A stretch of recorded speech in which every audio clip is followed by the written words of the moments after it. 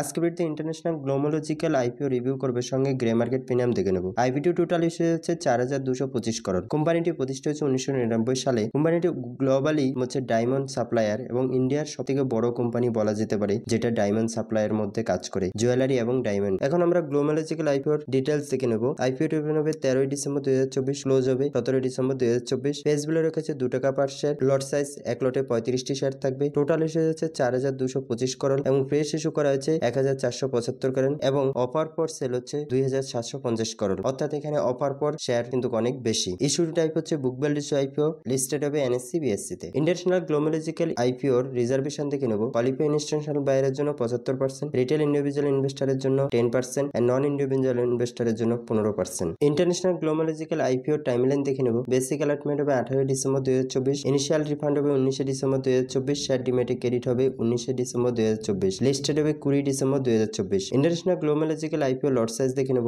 Retail investor minimum এক লটের জন্য অ্যাপ্লাই করতে পারবে, যেখানে 35টি শেয়ার থাকবে, যার ভ্যালু হবে 14,595 টাকা। রিটেল ইনভেস্টর ম্যাক্সিমাম 13টি লটের জন্য অ্যাপ্লাই করতে পারবে, যেখানে 455টি শেয়ার থাকবে, যার ভ্যালু হবে 1,89,435 টাকা। এচএন ইনভেস্টর মিনিমাম 14টি লটের জন্য অ্যাপ্লাই করতে পারবে, যেখানে 490টি শেয়ার থাকবে, যার ভ্যালু হবে 2,04,330 টাকা। এচএন ইনভেস্টর ম্যাক্সিমাম 68 লট শেয়ারের জন্য অ্যাপ্লাই করতে পারবে, যেখানে 2380টি শেয়ার থাকবে, যার ভ্যালু হবে 9,92,460 টাকা। এখন আমরা প্রমোটারের শেয়ার হোল্ডিং দেখে নিব। শেয়ার হোল্ডিং হচ্ছে প্রি আইপিওতে ছিল 100%, পোস্ট আইপিওতে 76%। ইন্টারন্যাশনাল গ্লোমোলজিক্যাল আইপিওর ফাইন্যান্সিয়াল ইনফরমেশন এবং হচ্ছে কোয়ার্টার ফাইন্যান্সিয়াল ইনফরমেশনও দেখে নেব। যদি আমরা অ্যাসেট দেখি তাহলে দেখতে পাবো 31 ডিসেম্বর 2021 319 করোড় এবং 31 December 2022 409 crore, 31 December 2023 603 crore, 30 September 2024 775 crore. Revenue যদি দেখি তাহলে দেখতে পাবো 31 ডিসেম্বর 2021 374 করোড়, 31 ডিসেম্বর 2022 499 করোড় এবং 31 ডিসেম্বর 2023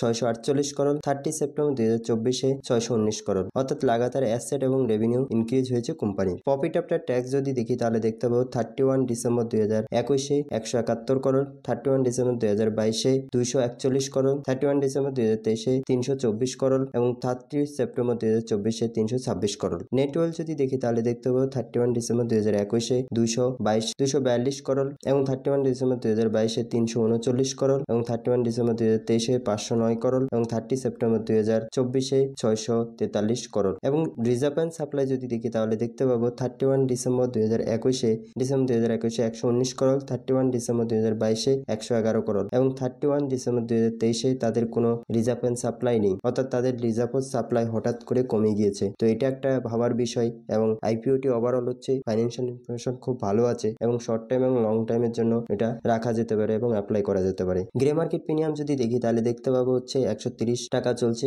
এবং 31%। আরওই যদি দেখি তাহলে দেখতে পাবো 76.58%। আরও সিই যদি দেখি তাহলে দেখতে পাবো 8.96%। Thank you. আজকের ভিডিও এই পর্যন্ত।